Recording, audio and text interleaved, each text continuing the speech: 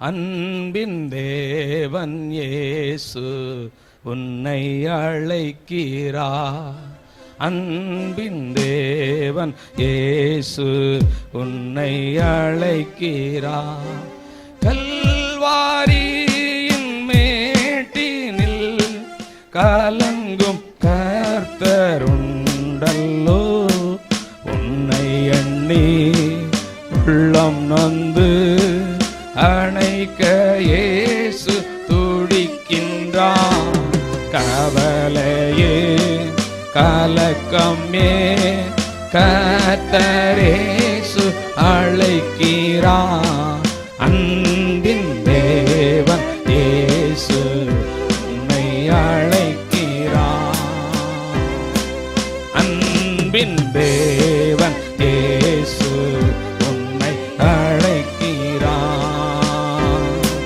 மனிதர்கள் அன்பு மாறலாம், மறைவாக தீது பேசலாம். மனிதர்கள் அன்பு மாறலாம், மறைவாக தீது பேசலாம். அன்பு காணா இதயமே அன்பின் தேவனை அண்டிக்கொள். கல்வாரியின் மேட்டினில் கலங்கும் கர்த்தர் உண்டல்லோ, உன்னை எண்ணி உள்ளம் நொந்து அணைக்க இயேசு துடிக்கின்றார். கவலையேன் கலக்கமேன் கர்த்தர் இயேசு அழைக்கிறார்.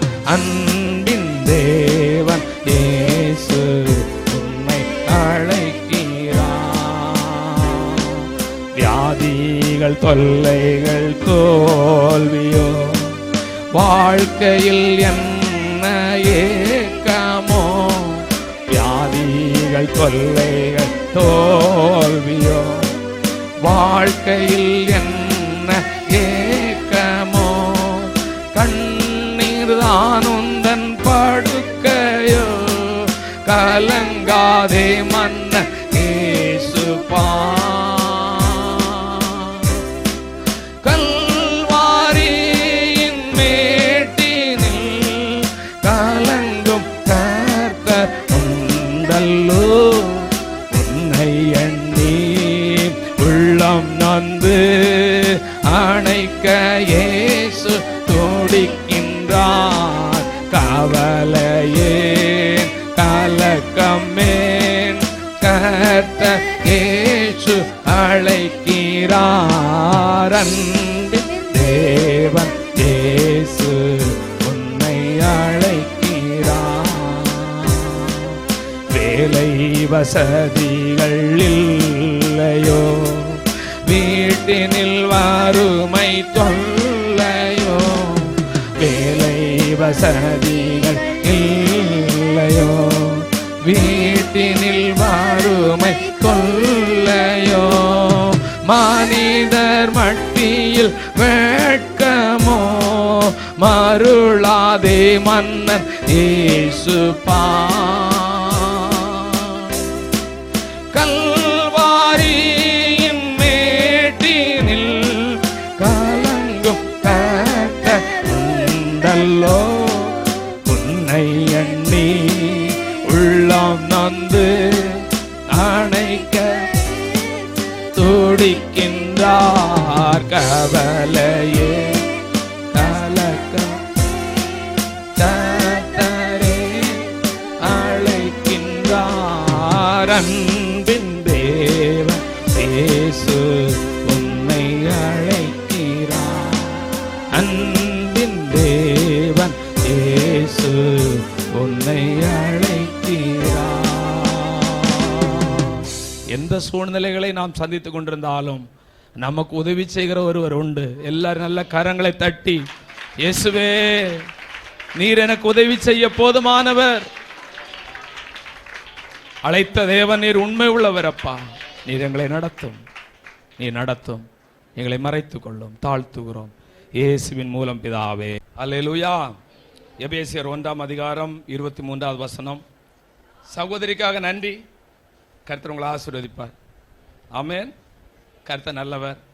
எபேசியர் 1:23 எல்லாவற்றையும் எல்லாவற்றாலும் நிரப்புகிறவருடைய நிறைவான சரீரமாகிய சபைக்கு அவரை எல்லாவற்றுக்கும் மேலாக தலையாக தந்தருளுகிறார். பாருங்கள், அவர் நிரப்ப ஆயத்தமாயிருக்கிறார். நான் ரொம்ப நேரம் கர்த்தருடைய வார்த்தை இன்றைக்கு பேச போவதில்லை. வார வாரம் அப்படியே திட்டமிடுவோம். நம்முடைய ஆண்டவர் அவர் நிரப்புகிறவர். ஆமென். நம்முடைய ஆண்டவர் நம்மை நிரப்புகிற தேவன். எத்தனை பேர் நம்புகிறீங்க?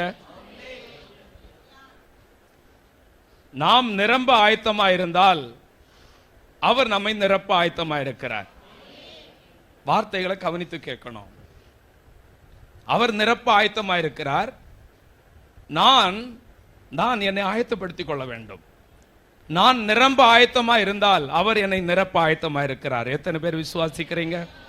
இந்த கர்த்தருடைய வார்த்தை என்று கேட்டுக்கொண்டிருக்கும் பொழுது, ஆண்டவரே நான் நிரம்ப ஆயத்தமா இருக்கிறேன் என்ற இருதயத்தோடு கர்த்தருடைய வார்த்தையை நாம் கேட்போம். நிச்சயமா இந்த இடத்தை விட்டு நீங்கள் போகும் பொழுது ஆண்டவர் உங்களை நிரப்பி அனுப்புவார். கர்த்தருடைய நாமத்திற்கு மகிமை உண்டாகட்டும். இன்றைக்கு ஒரே ஒரு நிரப்புதலை குறித்து நாம் தியானிக்க போகிறோம். கழிந்த நாட்களிலே, கழித்த மாதத்திலே ஒரு சில செய்திகள் பரிசுத்த ஆவியானவருடைய நிரப்புதலை குறித்து பேசினோம். ஆனால் இன்றைக்கும் அதை குறித்து பேசுவதற்கு ஆவியானவரால் ஏவப்பட்டபடினாலே ஆண்டவர் நம்மை எதனால் நிரப்புகிறார் என்றால் பரிசுத்த ஆவியினால் நிரப்புகிறார். நாம் மோஸ்ட்லி நம்ம அநேகம் பேர் ரட்சிக்கப்பட்டிருப்போம். அதில் எந்த ஒரு மாற்றம் இல்லை. ரட்சிக்கப்படவில்லை. கர்த்தர் அனுதினமும் சபையிலே கூட்டி சேர்க்கிறார். நாம் எல்லோரும் ரட்சிக்கப்பட்டவர்கள் தான். ஆனால் அடுத்த நிலையை நாம் அடைய வேண்டும். அதுதான் பரிசுத்த ஆவியின் நிரப்புதல். நான் இதற்கு வேதத்தின் ஆதாரத்திலிருந்து நாம் சில வசனத்தை நாம் படிக்க போகிறோம். அப்போஸ்தலன் பவுலை குறித்து பார்க்கும் பொழுது அப்போஸ்தலர் 9:17 வசனத்தை நீங்கள் படித்து பார்க்கும்போது, அப்போஸ்தலர் 9:17 அப்பொழுது அனனியா போய் பவுல் இருந்த வீட்டுக்குள் பிரவேசித்து அவன் மேல் கை வைத்து, சகோதரனாகிய சவுலே, தரிசனமான இயேசுவாகிய கர்த்தர் நீ பார்வை அடையும் படிக்கும் பரிசுத்த ஆவியினால் நிரப்பப்படும்படிக்கும் என்னை அனுப்பினார். அனனியாவை ஆண்டவர் எதற்காக சவுலை சந்திக்க அனுப்பினார்? பரிசுத்த ஆவியினால் நிரப்பப்படும்படியாக ஆண்டவர் அனுப்பினார். இந்த சவுல் ரட்சிக்கப்பட்டவன் தான். ஒரு காலத்தில் சபையை துன்பப்படுத்தினவன். ஆனால் பின்னாட்களிலே அவன் ரட்சிக்கப்பட்டவன் தான். ஆனால் அவன் அப்படியே இருந்து விடுவது தேவனுடைய சுத்தம் அல்ல. அவன் அடுத்த நிலை அடைய வேண்டும். அவன் பரிசுத்த ஆவியானவரை பெற்றுக்கொள்ள வேண்டும். பரிசுத்த ஆவியினால் நிரப்பப்பட வேண்டும் என்று கர்த்தர் சித்தமானபடினாலே ஒரு மனிதனை, தேவ ஊழியரை அங்கு அனுப்பி ஆண்டவர் சொல்லி அனுப்பினார். நீ சவுலின் மேல் கையை வை, அப்பொழுது நான் அவனை பரிசுத்த ஆவியினால் நிரப்பு என்று சொன்ன போது, சவுலின் மேல் கையை வைத்த போது அவன் பரிசுத்த ஆவியினால் நிரப்பப்பட்டான். கர்த்தருடைய பரிசுத்த நாமத்திற்கு மகிமை உண்டாவதாக. இந்த சவுலை குறித்து பார்க்கும் பொழுது இது நடப்பதற்கு முன்பு அவன் என்ன செய்தான் என்றால், அவன் ரட்சிக்கப்பட்ட உடனே அவன் கண் பார்வை போய்விட்டது. அவனுக்கு கைலாகு கொடுத்து வந்தார்கள். ஆனாலும் அந்த ரட்சிப்பின் சந்தோஷத்தின் மிகுதியினாலே அவனால் ஜெபிக்காமல் இருக்க முடியவில்லை. 3 நாள் அவன் ஜெபம் பண்ணிக்கொண்டே இருக்கிறான். ரட்சிக்கப்பட்ட தேவப்பிள்ளையுடைய அனுபவம் என்ன தெரியுமா? தானாக ஜெபிக்கிறது. ரட்சிக்கப்பட்ட தேவப்பிள்ளையின் அடையாளம் என்ன? அவர்கள் தானாக ஜெபிப்பார்கள். யாருடைய வற்புறுத்தலும் இல்லாமல் அவர்கள் ஜெபிக்கிறவர்களாக இருப்பார்கள். 3 நாள் ஜெபித்தான். அதன் முடிவில் தான் இவன் பரிசுத்த ஆவியினால் நிரப்பப்பட்டான். அல்லேலூயா. ஒரு வேளைகளிலே நீங்கள் ரட்சிக்கப்பட்டிருக்கலாம். ஆனால் நீங்கள் விடாப்பிடியாய் இதற்காக நீங்கள் ஜெபிக்கும் போது தேவ சித்தம் நீங்கள் பரிசுத்த ஆவியானவரை பெற்றுக்கொள்ள வேண்டும் என்பது நிச்சயமாய் ஆண்டவர் உங்களை நிரப்புவார். அவன் நிரப்பின உடனே உணர்த்தப்பட்டான். அவன் கண்களிலிருந்து செதில்கள் விழுந்தது. அவன் பார்வை அடைந்தான், உணர்வடைந்தான். உடனே அவன் ஞானஸ்நானம் பெற்றான். உடனே இயேசுவே மெய்யான தெய்வம் என்று சொல்லி போய் பிரசங்கம் பண்ண ஆரம்பித்தான். அல்லேலூயா. ஒரு தேவ பிள்ளையுடைய அடையாளம் அதுதான். ரட்சிக்கப்பட்டு அபிஷேகம் பண்ணப்பட்டு ஞானஸ்நானம் பெற்று கர்த்தர் நல்லவர் என்று தேசத்திலே சொல்லிக் கொடுப்பதுதான் நம்முடைய வேலையாக இருக்கிறது. அவன் தாமதம் பண்ணாமல் பிரசங்கம் பண்ணினான். அருமையான கர்த்தருடைய பிள்ளைகளே, ரட்சிக்கப்பட்டோம் என்று சொல்லுகிற நம்முடைய வாழ்க்கையில இந்த அனுபவம் இருக்கிறதா என்பதை நாம் கொஞ்சம் யோசித்து பார்க்க வேண்டியது அவசியமா இருக்கிறது. அல்லேலூயா. வேத வசனத்தின்படி நான் ரட்சிக்கப்பட்டிருக்கிறேனா என்று யோசித்து பாருங்கள். இந்த பரிசுத்த ஆவியானவரை பெற்றுக்கொள்ள இடம் கொடுங்கள். சங்கீதம் 81:10 சொல்லப்படும், உன் வாயை விரிவாய் திற, அதை நான் நிரப்புவேன். அல்லேலூயா. வாயை விரிவாய் திற. லூக்கா 11:13 சொல்லப்பட்டிருக்கிறது, ஜெபிக்கும் போது நீ பரிசுத்த ஆவியை நீங்கள் பெற்றுக்கொள்வது அதிக நிச்சயம். வாயை திறந்து ஆண்டவரை கேட்க வேண்டும். ஆவியானவரே, என்னுடைய பரிசுத்த ஆவியினால் என்னை நிரப்பும். இயேசு ஜெபித்த போது பரிசுத்த ஆவியானவர் அவர் மேல் இறங்கி வந்தார். அருமையான கர்த்தருடைய பிள்ளைகளே, இன்றைக்கு இந்த வார்த்தையை கேட்டுக்கொண்டிருக்கும் பொழுதே ஆண்டவர் உங்களை நிரப்புவார். இந்த வார்த்தை உங்களுக்குள்ள வந்து கொண்டிருக்கும் ஒரு இருதயத்திலே ஆவியானவர் கொழுந்து விட்டு எரிய செய்ய போகிறார். எத்தனை பேர் விசுவாசிக்கிறவங்க ஆமென் செலுத்துங்க. வாஞ்சியோடு இருங்கள். பேதுரு பிரசங்கம் பண்ணி கொண்டிருக்கும் போதே ஆவியானவர் இறங்கி வந்தார், ஒவ்வொருவரையும் நிரப்பினார். அவர்கள் பற்பல பாசைகளை பேசினார்கள், அவர்கள் தீர்க்க தரிசனம் சொன்னார்கள். கர்த்தருடைய நாமத்திற்கு மகிமை உண்டாகட்டும். அபிஷேகம் என்பது நம்முடைய வாழ்க்கையிலே மிகவும் முக்கியமாக ஒன்றாக இருக்கிறது. ஆவிக்குரிய ஜீவியத்திலே பரிசுத்த ஆவியின் அபிஷேகத்தை நாம் பெற்றுக்கொள்வது ரொம்ப ரொம்ப முக்கியம். ரொம்ப ரொம்ப முக்கியம்.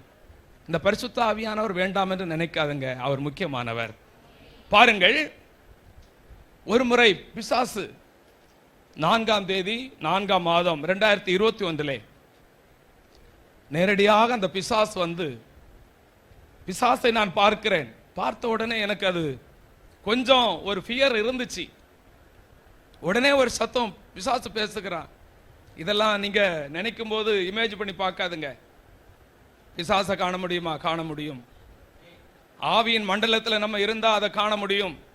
அவன் வந்து, என்ன உனக்குள்ளாக பெரிய அபிஷேகம் இருக்கிறது என்று பேசுகிறான். என்ன உன்னால என்ன பண்ண முடியும் அப்படின்னு பேசுறான். உடனே எனக்கு ஒரு உண்மையில ஒரு பயம் வந்தது. உடனே நான் ஆண்டவர்கிட்ட சொன்னேன், இல்ல ஆண்டவர், என்னால முடியாதப்பா, ஆனா எனக்குள்ளாக நீர் தந்த அபிஷேகத்தினாலே இந்த பிசாசை ஜெயிக்க என்னால் முடியும் என்று என் இருதயத்திலே சொன்னேன். வந்தது பிசாசு அல்லவா?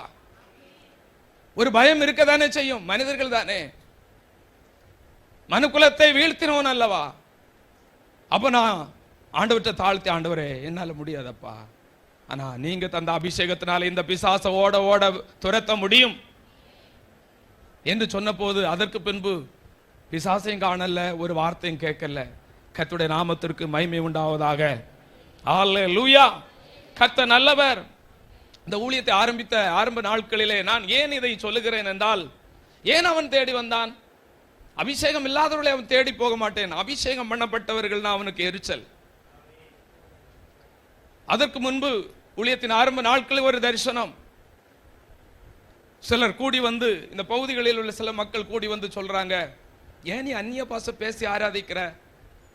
எல்லாரையும் போல சும்மா என்ன பண்ணு, நான் ஏற்கனவே இந்த சாட்சியை சொல்லியிருப்பேன், கைகளை உயர்த்தி ஆராய்ச்சிட்டு போ, அந்நிய பாஷையில எல்லாம் பேசி ஆராதிக்காத. அப்ப அந்நிய பாஷை பேசி ஆராய்ச்சி அவனுக்கு சம்மட்டி அடி. நான் சொன்னேன், ஆண்டவர் எப்படி ஆராதிக்கணும்னு விரும்புகிறாரோ அப்படிதான் ஆராதிக்கணும். அதை நீங்க சொல்லக்கூடாது. எப்படி ஆண்டவர் ஆராதிக்கணும்னு எங்களுக்கு தெரியும். அல்லேலூயா. அப்படின்னா அர்த்தம் என்ன கர்த்தருடைய பிள்ளைகளே? அபிஷேகம் பண்ணப்பட்ட பிள்ளைகளை பார்த்தால் பிசாசுக்கு பயம், மற்றவங்களை பார்த்தா பயமே இல்லை. ஏன்னா அவங்களால ஒரு தாக்கமும் ஏற்படாது. பரிசுத்தாவின் அபிஷேகத்தை பெற்றுக்கொள்ளாதவர்களாலே, பரிசுத்தாவின் நிறைவை பெற்றுக்கொள்ளாதவர்களாக ஆமென் தனிப்பட்ட வாழ்க்கையில ஒரு தாக்கம் ஏற்படாது. அவர்களால் அந்த குடும்பத்திலும் ஒரு தாக்கம் ஏற்படாது. அவர்களால் அந்த சமுதாயத்திலும் ஒரு தாக்கம் ஏற்படாது. தேசத்திலும் அவர்கள் ஒரு தாக்கத்தை ஏற்படுத்தவே முடியாது. அதை குறித்து பிசாசுக்கு கவலையே இல்லை. அவங்ககிட்ட வரமாட்டான். அல்லேலூயா. என்ன வித்தியாசமா இருக்கு நீங்க நினைக்கலாம். கர்த்தருக்காக அபிஷேகம் பண்ணட்டு யார் எழும்ப வேண்டும் என்று நினைக்கிறார்களோ அவர்களுக்கு மேல் தான் அவனுக்கு கண்ணா இருக்கும். அவங்களுக்கு தான் அதிகமான போராட்டங்கள் இருக்கும். ஆனாலும் ஆண்டவர் தந்த அபிஷேகம், உலகத்தில் இருப்பவனை பார்க்கலும் உங்களுக்குள் இருக்கிறவர் பெரியவர் என்று சொன்ன ஆண்டவர் தந்த அபிஷேகத்தினாலே அவன் தான் வெட்கப்பட்டு போவான். கர்த்தருடைய நாமத்திற்கு மகிமை உண்டாவதாக. கர்த்தர் நல்லவராக இருக்கிறார். ஹல்லேலூயா. எல்லாரும் ஆண்டவரே அபிஷேகியும் தேவா அபிஷேகியும் ஆனந்த தைலத்தினால். தாகத்தோடு கேளுங்க. சுயத்தை உடையும் சுத்திகரியும் துதியினுடையால் அலங்கரியும். சுயத்தை உடை சுத்திகரியும் துதியின். எல்லோரும் கரங்களை தட்டி என்னை அபிஷேகியும் தேவா அபிஷேகியும் ஆனந்த தைலத்தினால். சுயத்தை உடை சுத்திகரியும் துதியினுடையால். என் சுயத்தை உடையும் சுத்திகரியும் துதியினுடையால். உமது ஜனங்கள் உம்மில் மகிழ உன்னத ஆவியால் உயிர்ப்பியுமே.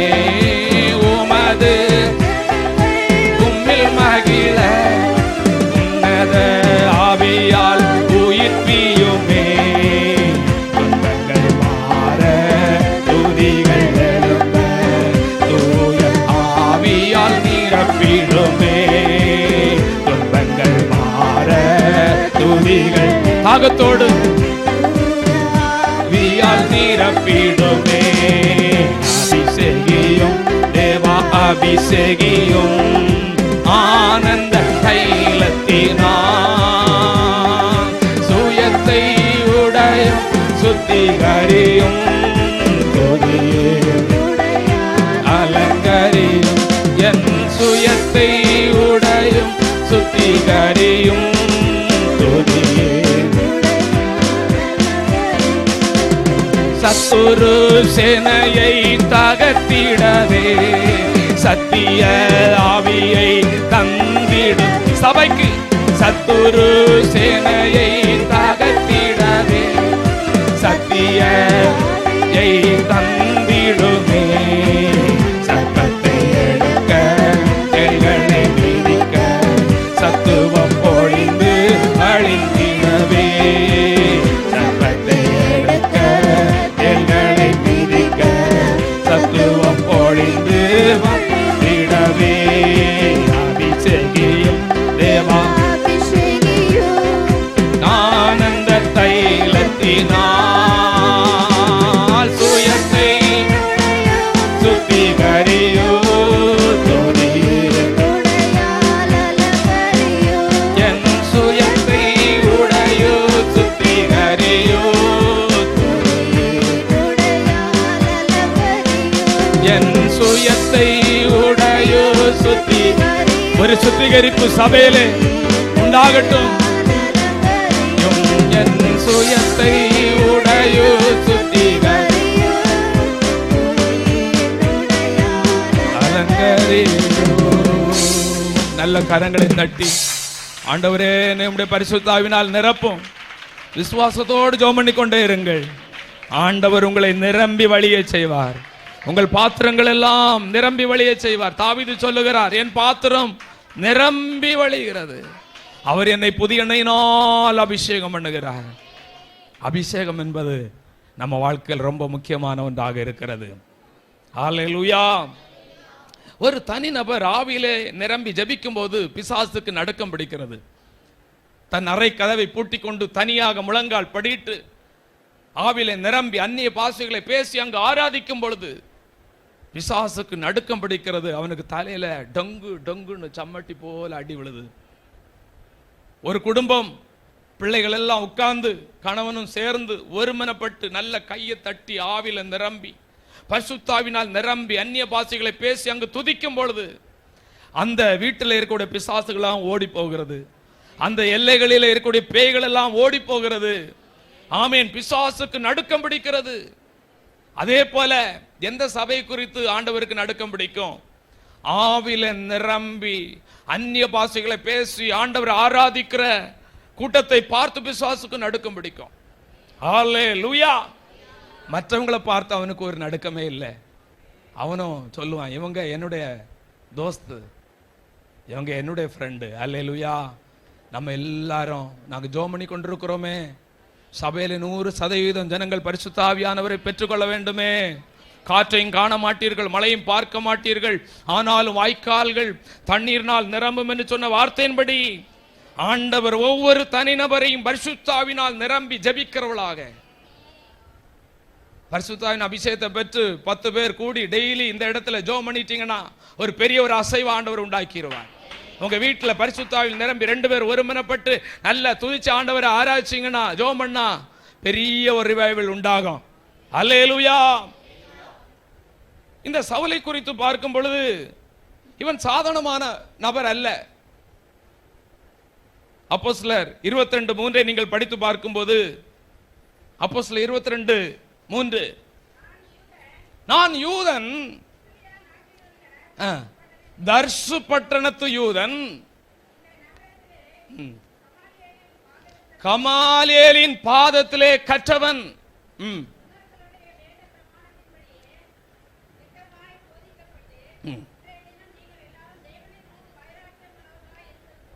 வைராக்கியம் உள்ளவனாயிருந்தான். இந்த சவுல் சாதாரணமான ஆள் அல்ல. பழைய ஏற்பாட்டு கால சவுல் வேற, புதிய ஏற்பாட்டு கால பவுல் வேற. இந்த பவுல் சாதாரணமான நபர் அல்ல, நல்ல வசதி படைத்தவன், நல்ல செல்வந்தன். ஆனா ஆண்டவருக்காக தான் இவன் எல்லாத்தையும் விட்டான். ஆனா அவனுடைய குடும்பத்தை பார்த்தீங்கன்னா பெரிய கோடீஸ்வர குடும்பம். அது மட்டும் இல்லை, இந்த சவுல் கமாலியன் பாதத்தில் எல்லாரும் பெற்றுக்கொள்ள முடியாது, அவ்வளவு கிரயம் உண்டு.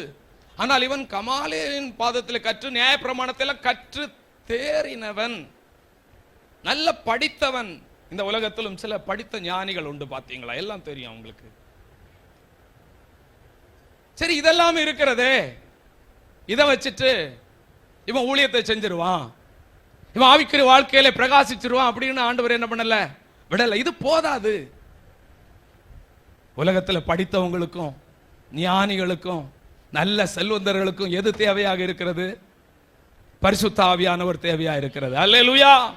நீங்க என்ன நிலையில உலக ஞானம் உங்களுக்குள்ள இருக்கலாம், ஆனால் கர்த்தருக்காக கர்த்தருடைய ராஜ்யத்தை கட்ட வேண்டுமானால் பரிசுத்த ஆவியின் அபிஷேகத்தை நீங்கள் பெற்றுக்கொள்ள வேண்டியது அவசியமான ஒன்றாக இருக்கிறது.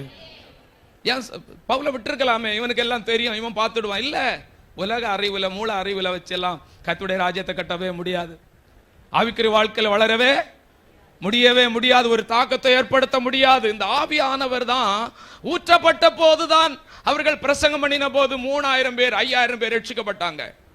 அதுக்கு முன்னாடி தரமுள்ளவங்க எல்லாம் இருந்து அவங்களால என்ன பண்ண முடியாது, ஒண்ணுமே. அப்போ ஆண்டவர் அழைக்கும் போது ரட்சிப்பை கொடுக்கிறார், அபிஷேகத்தை கொடுக்கிறார். நீங்க எல்லாரும் வாஞ்சிக்கணும். இந்த செய்தி நான் இனி என்னைக்கு நான் பேச போறேன் எனக்கு தெரியாது, ஆனால் இன்னைக்கு ஆவியானவர் இலவப்பட்டபடினாலே நான் இந்த செய்தியை சொல்றேன். இந்த பரிசுத்த ஆவியானவர் குறித்து ஒரு 5 காரியத்தை நம்ம சுருக்கமாக பார்க்க போகிறோம். இந்த பரிசுத்த ஆவியானவர், இந்த பரிசுத்த ஆவியின் நிறைவு, இந்த அபிஷேகம் நமக்குள்ளாக வரும்போது அபிஷேகத்தின் நுகம் என்ன ஆகிருமா? நுகங்கள் முறியும். ஏசியா 10:27 சொல்லப்படும், அபிஷேகத்தின் நுகம் முறியும். படிக்கண்டா நீங்க அதிகமா. ஏசியா 10:27, அபிஷேகத்தில் நுகம் முறியும். அடிமைத்தனத்தின் நுகங்களை ஆண்டவர் முறிப்பார். சிலர் ஆலயத்துக்கு தான் வருவாங்க, ஆனா ரகசிய பாவம் இருக்கும். சில போத பழக்க வழக்கத்துக்கு அடிமையா இருப்பாங்க. இரவு ஜபத்திலே பாஸ்டர் பிரசங்கம் பண்ணும்போது என்ன சொன்னாங்க? சிலர் ஆன்ஸ என்ன பண்றாங்க, சுருட்டி உதடல வச்சிட்டு வர்றாங்க. ஒரு முறை 2 முறை கவனிக்கிறீங்களா? நீங்க எல்லாம் அப்படி ஆன்ஸ் வைக்க மாட்டீங்க, நான் நம்புறேன். அல்லேலூயா. நீங்க என்ன நம்ம அந்த உபதேசத்தையா கேட்கிறோம்? அப்ப 1-2 முறை சொல்லி இருக்காரு, நீங்க எல்லாம் கேட்டீங்க அந்த செய்தி. என்ன சொன்னார் அவர்? சொன்னார், நான் சொல்றேன். லாஸ்ட்ல ஒரு பொண்ணு வந்துச்சு, லாஸ்ட்ல உதடெல்லாம் வடிஞ்சு போச்சு. 2 பேர் ஆன்ஸ் போட்டு என்ன பண்ணிட்டானுங்களா, செத்து போயிட்டானுங்கன்னு சொல்லிட்டு அவர் சொன்னதை தான் நான் இந்த இடத்துல நான் சொல்றேன். கர்த்தருடைய நாமத்திற்கு மகிமை உண்டாகட்டும். அடிக்கடி கடிந்து கொள்ளப்பட்டும் தன் பிடரியை கடினப்படுத்துகிறவன் சகாயமின்றி சடுதியில் நாசம் அடைவான். திருவிருந்து எடுக்கும் போது மட்டும் சுத்தம் உள்ளவனை போல காட்டிட்டு திருவிருந்து எடுத்தால் லாஸ்ட்ல என்ன ஆகும்? ஒரு நாள் வரும், அல்லேலூயா. கர்த்தருடைய நாமத்திற்கு மகிமை உண்டாகட்டும். இது காரணம் என்ன அப்படின்னா, அவங்களால என்ன பண்ண முடியல, கவனிங்க, அவங்களால என்ன பண்ண முடியல, அதுல இருந்து விடுதலை பெற முடியல. நம்ம என்ன சொல்றோம், இந்த போத பழக்கத்தையே உன்னால விட முடியலையா, இந்த துண்டு பீடியை உன்னால விட முடியலையே, இந்த கொஞ்சம் புயல போடுறத உன்னால விட முடியலையே. அல்லேலூயா. காரணம் என்னன்னு தெரியுமா, அவங்க அதுல ஒரு அடிமைப்பட்டு இருக்கிறாங்க. ஆனா முயற்சி பண்றாங்க, முடியல. ஆனா அபிஷேகத்தினாலே நுகங்கள் முறிந்து போகும். அபிஷேகத்தினாலே நுகங்கள் முறிந்து போகும். நியாயாதிபதிகள் புத்தகத்திலே சிம்சோனை கயர்களினாலே கட்டினார்கள், கயர்களினாலே கட்டினார்கள். ஆனால் கர்த்தருடைய ஆவியானவர் அவன் மேல் இறங்கி வந்தபோது என்ன நடந்தது? நியாயாதிபதிகள் 15ஆம் அதிகாரம் 14வது வசனம்.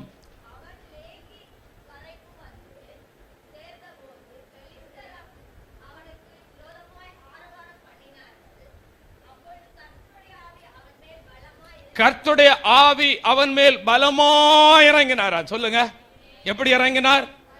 வல்லமையா இறங்கினார், பராக்கிரமா இறங்கினார். கர்த்தருடைய ஆவியானவர் உங்கள் மேல் பலமாய் இறங்கும் பொழுது, கர்த்தருடைய ஆவியானவர் இந்த மனிதன் மேல் பலமாய் இறங்கின போது என்ன நடந்தது? கயர்கள் எல்லாம், ஆமென், எல்லா கட்டுகளும் கலந்து போயிற்று. ஒரு அமேன் செலுத்தக்கூடாதா? கர்த்தருடைய நாமத்திற்கு மகிமை உண்டாகட்டும். சில விட முடியல உங்களால, சிலர் அப்படி இருக்கிறீங்க. சில காரியத்தை என்னால் விட முடியலையா, நான் எவ்வளோ பிரயாசம் எடுக்கிறேன், நான் இப்படி வாழணும்னு நினைக்கிறேன், ஆனால் அப்படி என்னால் வாழ முடியல. ஆனால் அபிஷேகம் உங்களுக்குள்ள வரும்போது எல்லா நுகத்தடிகளையும் ஆண்டவர் முறித்து போட வல்லமை உள்ள தேவன். அடிமைத்தனத்தின் நுகங்கள், கெட்ட பழக்க வழக்கங்கள், போதை பழக்க வழக்கங்கள், அல்லேலூயா, முறித்து போக செய்ய வல்லமை உள்ள தேவனாயிரு. முறிந்து போகும், முறிந்து போகும். அபிஷேகத்துக்கு அவ்வளவு பவர் இருக்கிறது, அபிஷேகத்துக்கு அவ்வளவு வல்லமை இருக்கிறது. அதனால்தான் அபிஷேகம் இல்லாம பக்தியா வாழ முடியாது. இந்த ரட்சிக்கப்பட்டிருக்கிறோம், அது கொஞ்ச நாள் தான். ஆனா தொடர்ந்து அந்த ரட்சிப்பில நிலைத்து இருக்கணும்னா பரிசுத்த ஆவியின் அபிஷேகம் வேணும். இந்த பரிசுத்த ஆவியானவர்ல நிரம்பும் போது எந்த ஒரு தடைகளும். சிலர் சொல்லுவாங்க, எப்போ பார்த்தாலும் ஜெபம் பண்ணும் போது செய்வன மாந்திரிகம், செய்வன இருக்கா, மாந்திரிகம் இருக்கா, இருக்கு. ஆனா இந்த செய்வன அபிஷேகம் பண்ணப்பட்டவங்களை ஒன்னும் தொட முடியாது. எத்தனை பேர் நம்புகிறீங்க? எனக்கு அபிஷேகம் பண்ணப்பட்டவங்களுக்கு எப்போ பார்த்தாலும் கட்டு உடைக்கிற வேலையா இருக்கக்கூடாது. இந்த விசுவாசிக்கணும், அபிஷேகம் பண்ணப்பட்ட என்ன பிசாசு தொட முடியாது. உனக்கு விரோதமாய் மந்திரவாதமும் இல்லை, ஆமேன். இஸ்ரவேலுக்கு விரோதம் மந்திரவாதம் இல்லை, யாக்கோபுக்கு குறி சொல்லுதல் இல்லை, ஆமேன். கட்ட முடியாது.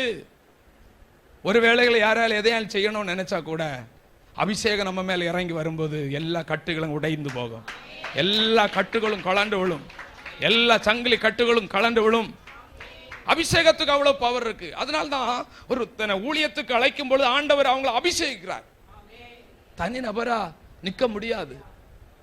ஏன்னா பிசாசு அவன் பராக்கிரமசாலியா இருக்கிறான். ஊழியத்துல வந்து நிற்கும் போது யாருக்கு எதிராக நிற்கிறோம்? யாருக்கு எதிராக இன்னைக்கு பேசிட்டு இருக்கிறோம்? பிசாசுக்கு எதிராக பேசிட்டு இருக்கிறோம். சத்தியத்தை சபையில பேச பேச அவன் தலைமையில சம்மட்டி அடி விழுந்துட்டு இருக்கு. சத்தியத்தை மூடி மறைச்சு பேசினா அவனுக்கு ஒரு அடியும் இல்லை, அவங்கள பற்றி அவனுக்கு கவலை இல்லை. ஆனா சத்தியம் எங்க இருக்கிறதோ அவனுக்கு பயம், பயந்து நடுங்குவான்.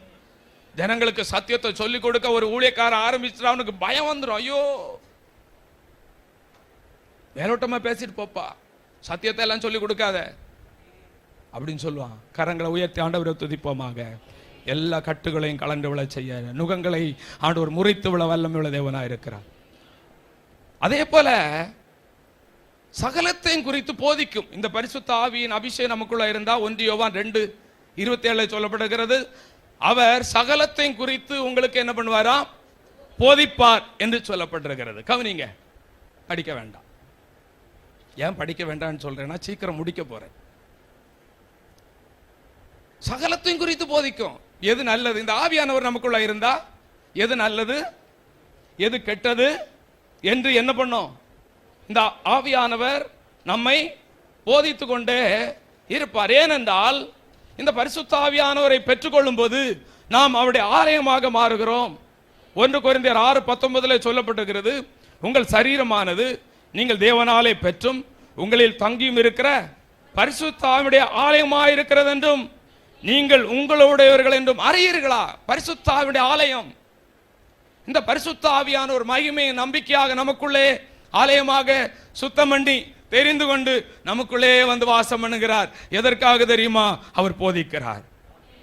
இந்த கட்டிடமாக ஆலயத்திலே ஊழியக்காரன் மூலம் போதிக்கப்படுவது போல இந்த சரீரமான ஆலயத்திலே இந்த ஆவியானவர் உள்ளே இருந்து அவர் சிங்காசனத்தில் உட்கார்ந்து போதித்துக் கொண்டிருப்பார். அநேகருடைய இருதயத்திலே இந்த பரிசுத்த ஆவியானவர் வாசம் பண்ணுவாரே ஆனால் அவர் போதித்துக் கொண்டிருப்பார். கவனிங்க, இரவு ஜபம் இங்க நடந்துட்டு இருக்கும் போது வீட்டில் இருக்கிறவளோடு என்ன போதிப்பார்? நீங்க சொல்லுங்க, என்ன போதிப்பார்? யாராலும் சொல்லுங்களேன். செல்வமே சொல்றப்பல சபையில ஜபம் நடக்கும் போது நீ தூங்கிட்டு இருக்கிற நியாயமா என்று போதிப்பார். சபையிலே இன்னொரு ஸ்பெஷல் ஜபம் நடக்கும் போது ஆவியானவர் மக்களோடு என்ன போதிப்பார்?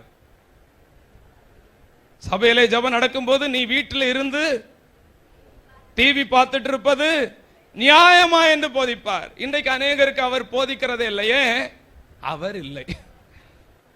அவர் என்ன பண்றது இல்ல? நம்ம உள்ளத்துல எத்தனை பேருக்குள்ள இருந்து போதிச்சிட்டு இருக்கிறார்? எத்தனை பேருக்குள்ள இருந்து போதிச்சிட்டு இருக்கிறார்? ஒருத்தரம் ஒன்னும் ஒரு அசைவம் இல்லைன்னா நான் உயிர் என்று பெயர் பெற்றிருந்தோம். ஏன்னா இந்த ஆண்டவர் யாருக்குள்ள இல்லையோ அவங்க மரித்தவங்களும் மௌனத்தில் இருக்கிறவர்களும் கர்த்தரை என்ன பண்ண மாட்டாங்க. அப்ப இந்த ஆண்டவர் உள்ள இருந்தா சும்மா இருக்க விட மாட்டார். அவர் அசைந்து கொண்டே இருப்பார், பேசிக்கொண்டே இருப்பார். இங்கே போ, இங்கே போகாதே, இதை செய், இதை செய்யாதே. அல்லேலூயா. வாழ்க்கையில ஒரு மாற்றம் உண்டாகும். வாழ்க்கையில நம்ம அப்படியே இருந்துட்டு இருக்க மாட்டோம். அல்லேலூயா. 10 வருஷத்துக்கு முன்னாடி எப்படி இருக்கிறோமோ 10 வருஷம் தாண்டியும் ஒரு மாற்றம் இல்லாம இருக்கிறோம்னா யார் இல்லை நமக்குள்ள.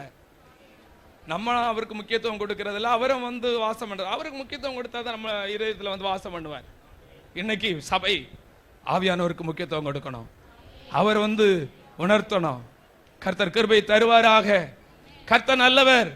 சின்ன காரியமா இருந்தாலும் பெரிய காரியமா இருந்தாலும் ஒரு வார்த்தை பேசினா உடனே இருதயத்தில் ஆண்டவர் துக்கப்படுவார்.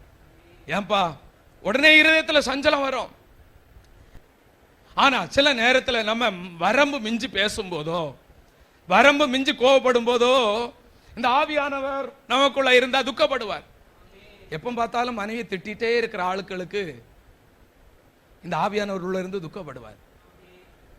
எப்ப பார்த்தாலும் மனைவிய சில ஆட்கள் சவுட்டு மத்தையை விட கீழே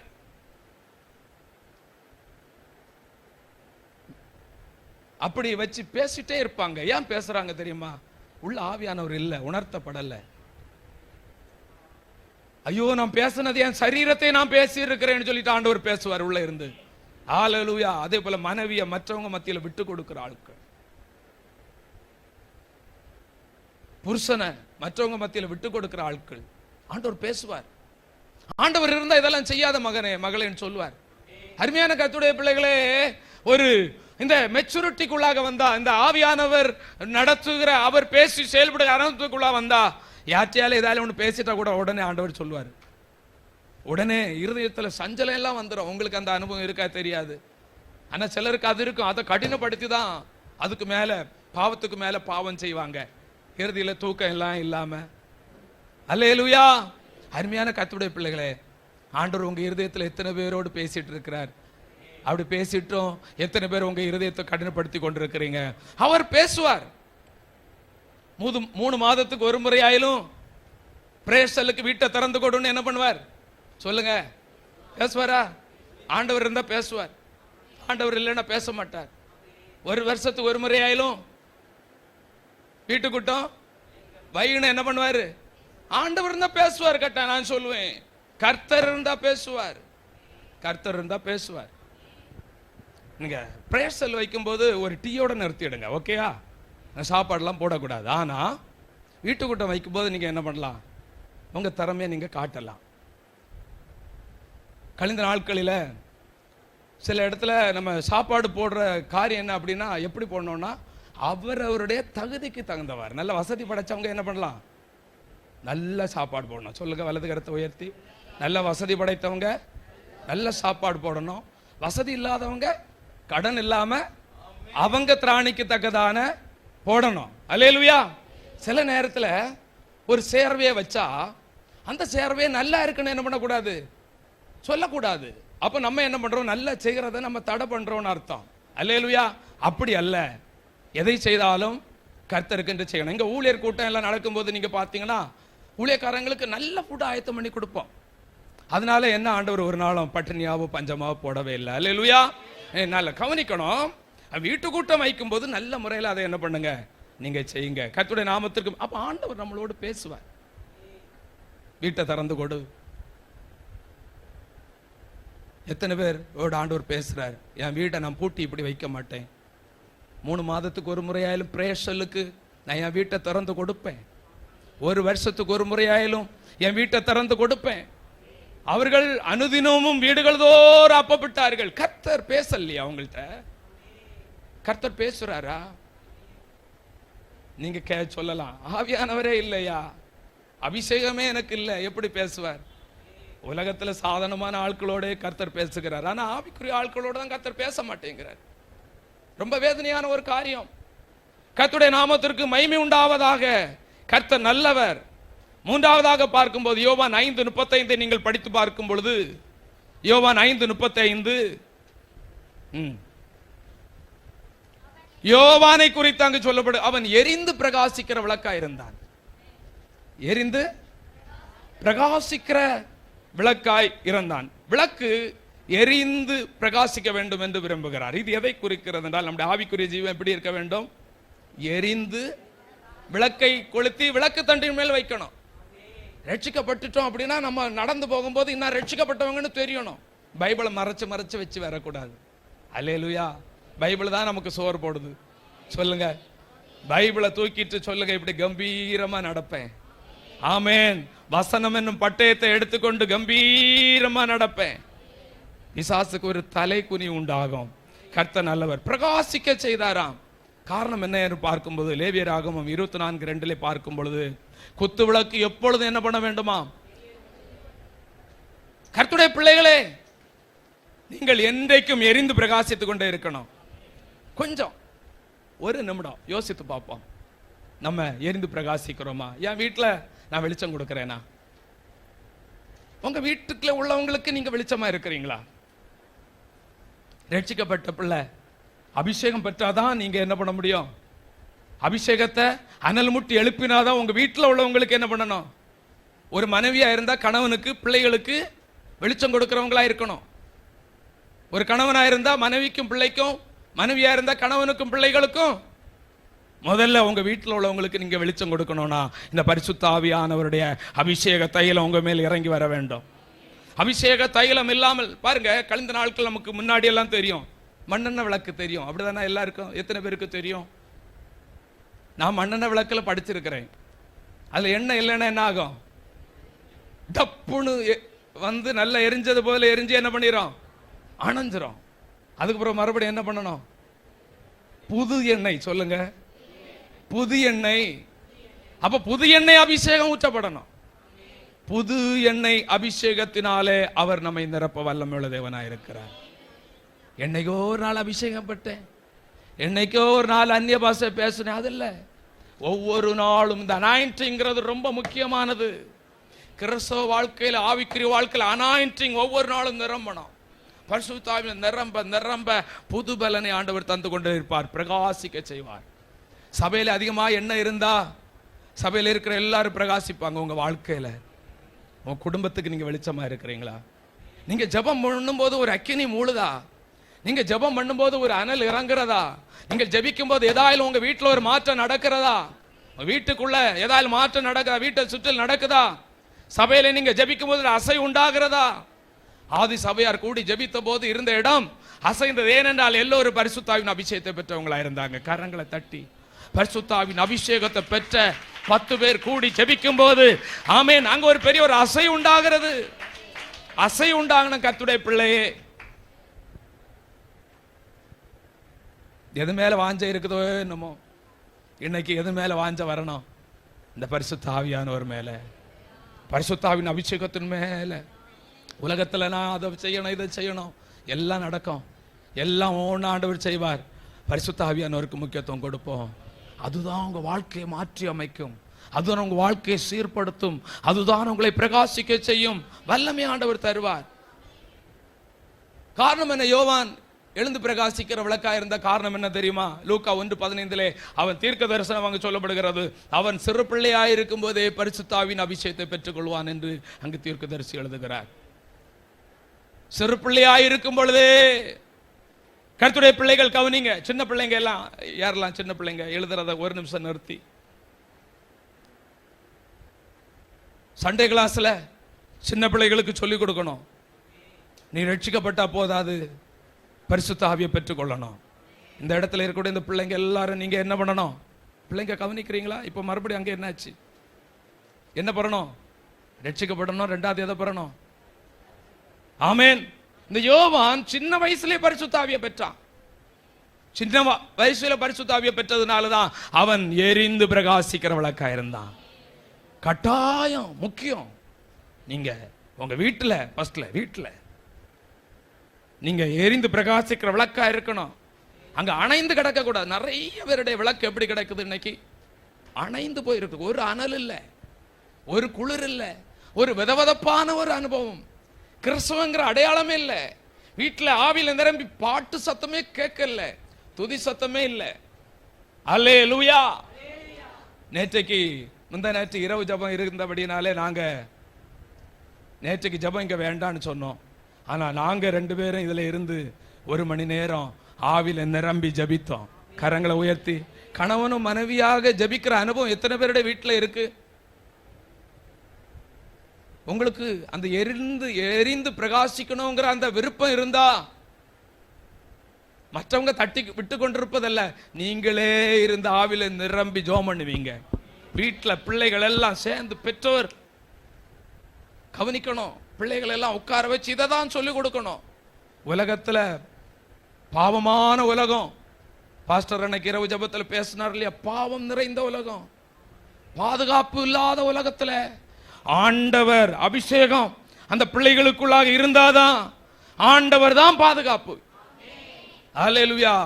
அது ஆண் பிள்ளையா இருந்தாலும் சரிதான், அது பெண் பிள்ளையா இருந்தாலும் சரிதான், இந்த அபிஷேகம் பிள்ளைகளுக்கு போதிக்கும். பிள்ளைகளுக்கு தெரியாது. இந்த அபிஷேகம் இல்லாதனால யாற்ற பேசணும், யாற்ற பழகணும் தெரியவே மாட்டேங்குது. அப்படி இருக்கக்கூடாது. இந்த பரிசுத்தாவின் அபிஷேகத்தை நீங்களும் பெற்றுக்கொள்ளணும், பிள்ளைகளும் பெற்றுக்கொள்ள நீங்கள் முயற்சி எடுத்து குடும்பமாய் உட்கார்ந்து எல்லாம் வலது கரத்தை உயர்த்தி, கணவன் மனைவியா நான் இனி ஜெபிக்கணும், அபிஷேகத்தை நான் பெற்றுக்கொள்ளணும், ஒரு மாற்றம் இல்லாம நான் இருக்கக்கூடாது. ஸ்தோத்திரம். கர்த்தர்களுக்கு கிருபைகளை தருவாராக. 4வதாக பார்க்கும்போது அப்போஸ்தலர் 1:8 படித்து பார்க்கும்போது பலனை ஆண்டவர் தருகிறார். ஆமென். சோர்ந்து போகிறவனுக்கு அவர் என்ன கொடுக்கிறாரா? சில நேரத்தில் நம்ம நினைச்சது நடக்க ஒரே துக்கம். எனக்கு ஒரு துக்கம் நேற்றைக்கு வந்துச்சு, முந்தா நேரத்து நைட்டே வந்துச்சு. என்ன துக்கம்? எல்லார்ட்டையும் சொன்னேன், இரவு ஜபத்துக்கு வந்துருன்னு சொன்னேன். ஆனா என்ன பண்ணல, வரல. நான் வருவாங்கன்னு நினைச்சேன், நான் சொன்னா கேட்பாங்கன்னு நினைச்சேன். சிலருக்கு சூழ்நிலை அதான் ஆண்டவர் பார்த்துடுவாரு. ஆனா வரையலன்னு சொல்லும் போது எனக்கு ஒரு சோர்வு. உண்மையே சொல்றேன். ஆண்டவர் அடுத்த நேரத்தில் தட்டி எழுப்பினார், மகனே சோர்ந்து போகாதடா, ஊழியத்தில் இதெல்லாம் சகஜம்பா. ஆமென். கரங்களை உயர்த்தி ஆண்டவர் ஒரு நாள் கூட சோர்ந்து போக விடல. மாலையிலே தட்டி எழுப்பிட்டார், புது பலனை ஆண்டவர் தந்து விட்டார். அல்லேலூயா. எலியாவை குறித்து பார்க்கும் பொழுது அவன் சோர்ந்து போனான். 450 பாகால் தீர்க்கதரிசிகளை வெட்டி வீழ்த்தினவன். ஏசபேல் சொன்னா நாளைக்கு இதே நேரத்தில் இவன் கதை காலின்னு சொன்ன உடனே அவன் என்ன பண்ணான்? சூரிய செடியில போய் என்ன பண்ணான்? படுத்திருந்த, கர்த்தாவே என்னை எடுத்துக்கொள்ளும், நான் நல்லவன் அல்ல, என் பிதாக்களை பார்க்கலும் நல்லவன் அல்ல, எடுத்துக்கொள்ளும்னு சொன்னான். சோர்ந்து போனான். ஒரு காலத்தில் அவனை கொண்டு வல்லமே ஆண்டவர் கிரியை செய்தார். சில நேரத்தில் சில காரியம் நம்ம வாழ்க்கையில் நடக்காம இருக்கும்போது சோர்ந்து போகிறோம். பிள்ளைகளுக்கெல்லாம் என்ன எப்போ சோறு வரும்? நல்லா படித்தேன், எக்ஸாம்ல நல்லா எழுதுனேன், ஆனா மார்க்கு கிடைக்கல. பயப்படாத, இந்த மார்க் உன்னை உயர்த்தாது, கர்த்தர் தான் உன்னை உயர்த்துவார். நல்ல கரங்களை தட்டி அதுக்காக பாஸ்டர் சொல்லிட்டாரு, அங்க சுத்திட்டு வந்துட்டு எக்ஸாம் நேரத்துல போய் இருந்தா இருக்கிற மார்க்கம் போயிடும். அல்லேலூயா. நீ படி, உன் முழுபலத்தோடு செய். எதை செய்தாலும் முழுபலத்தோடு செய். அதுக்கு மிஞ்சினது கர்த்தர். உன்னை உயர்த்துகிறவர் கர்த்தர், உன்னை மேன்மைப்படுத்துகிறவர். படிப்பல்லங்க, படித்த பேர் எத்தனை பேர் தெருவில் நிற்கிறாங்க. படிப்பு வேண்டாம் என்று சொல்லவில்லை. படிப்பு மட்டும் உன்னை உயர்த்தாது. ஆவிக்குரிய வாழ்க்கையிலே உன்னை உயர்த்துவது பரிசுத்தாவின் அபிஷேகம்.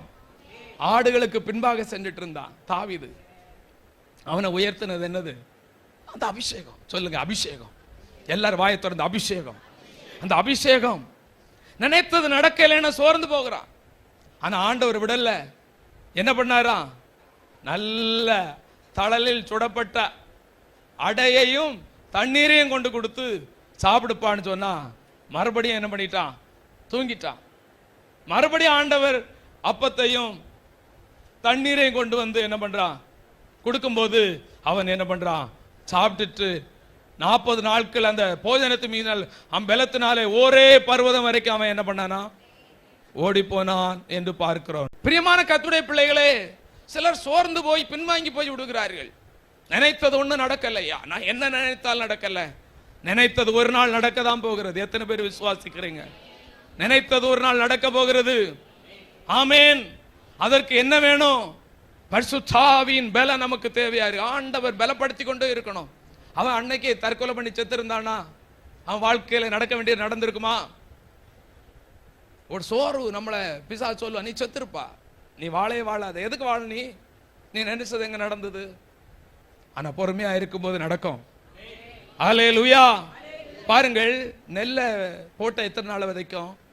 எத்தனை நாள் அது வளரும்? நெல் விவசாயிங்க யாரும் இல்லை, எல்லாம் சென்னை பட்டணத்தார். 3 நாளா? இல்ல, முளைக்கிறது 2-3 நாளையில எப்படியும் முளைச்சிருவோம்னு நினைக்கிறேன். அல்லேலூயா.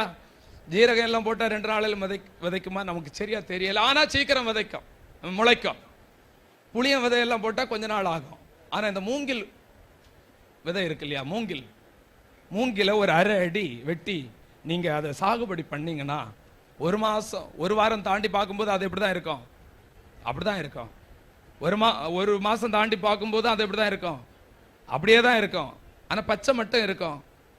2 மாசம் தாண்டி பார்க்கும்போதும், பல மாசம் தாண்டி பார்க்கும்போதும் உடனே நீங்க நினைச்சிடக்கூடாது, சோர்ந்து போய் ஐயோ பட்டு போச்சு இதை பிடிங்கி எறிஞ்சிடலாம் நினைக்க கூடாது. அல்லேலூயா. ஆனா காலம் வரும். ஒவ்வொரு விதைக்கும் ஒரு காலம் இருக்கிறது. விதைக்க ஒரு காலம் இருக்கிறது, அறுக்க ஒரு காலம் இருக்கிறது. அந்த அறுவடையை நீங்கள் காண வேண்டும். அதுவரைக்கும் நீங்கள் சோர்ந்து போகாமல் இருக்க வேண்டும். கண்ணீரோடு விதைத்து கம்பீரத்தோடு அறுவடை காலத்தை ஒன்றே ஆண்டவர் நமக்கு வைத்திருக்கிறார். அந்த அறுவடையின் காலத்திலே நீங்கள் காத்திருக்க வேண்டும். காத்திருந்து சோர்ந்து போக கூடாது. நிச்சயமாய் ஆண்டவர் ஒரு நாள் அறுக்க கிருபை தருவார். ஆனால் அது முளைக்க ஆரம்பிக்குமா? 59 நாளிலே 60 அடி வளருமா? ஆமேன். ஒரு ஆமேன் சொல்ல மாட்டீங்களா? அது வரைக்கும் என்னங்க பண்ணுது? அந்த மூங்கில் கீழே வேறு விட்டு ஆண்டவருக்குள்ளாக வேறு விட்டு நல்ல புஷ்டியா இருக்கு. ஆனா நெடுங்காலமாய் காத்திருக்குதல் இருதயத்தை இழைக்க பண்ணும்.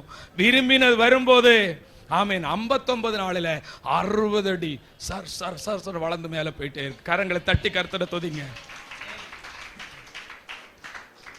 ஆனா அந்த வளர்றது வரைக்கும் நம்ம காத்திருக்க நம்ம சோர்ந்து போகாம இருக்கணும் இல்லையா? அல்லேலூயா. சபைக்கு பெரிய தரிசனம். உன் வெளிச்சத்துக்கு ஜாதிகளும் உதிக்கிற உன் ஒளியிடத்துக்கு ராஜாக்களும் வருவார்கள். 1000 பேர் வரக்கூடிய தரிசனம். ஆனால் தரிசனம் நிறைவேறவில்லை. சோர்ந்து போக கூடாதே. அப்ப நம்ம சோராமல் ஜபிப்பதற்கு கிருபை தருகிறவர் பரிசுத்த ஆவியானவர். சோராது ஜபித்திட ஜபாவி வரம் தாருமே, தடையாவும் அகற்றிடுமே. தயை வேண்டி பாதம் வந்தேன், எந்த ஜப வேளை உமை தேடி வந்தேன்.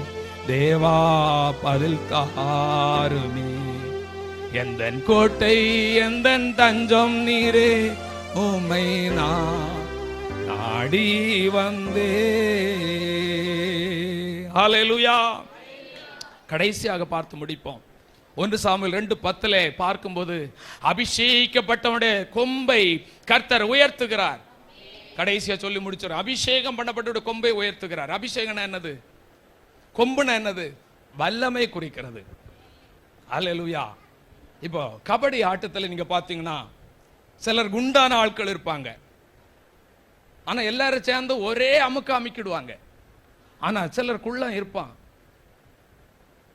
அவன் பம்பரம் கறங்கினது போல என்ன பண்ணுவான்? கபடியில கறங்கி அவன் வரும் பொழுது அந்த கோடை அவன் பிடிக்கும் போது 4-5 பாயிண்டோட வந்துடுவான். ஆமென்.